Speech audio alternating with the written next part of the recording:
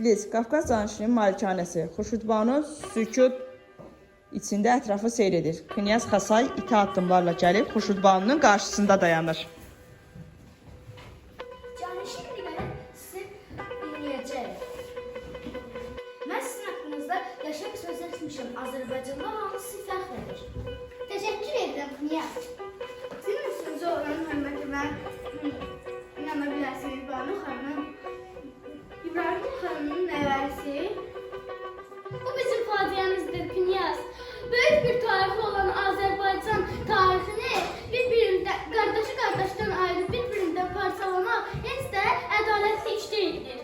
Mən sizin şəhərə gəldiyinizi səbəbini biləm. Mən tacıram ki, atanızdan qalan mirasın bir hissəsini sizə verir. Mən bütün mülklərimizin qaytarılmasını tələb edirəm Knyaz. Siz tək varisiniz, bu qədər mülkünüysünüz. Mən tək deyiləm Knyaz. Mənim yaşadığım Şuşa əhalisinin hamısı hələ də şansı etir.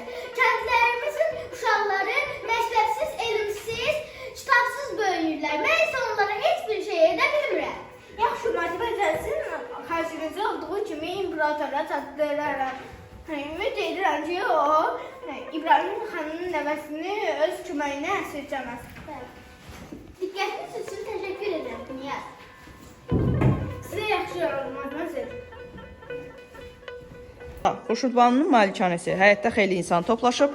Xurşudbanu onların qarşısında dayanıb. Çox sağ olun Banu bəyəm. Siz bunlar yaratdınız. Bu bulaq həmçinin sizdən yadigar qalacaq. Mən əminəm ki, gələcək nəsillər belə kiçik bulaqlarla kifayətlənməyəcəkdir.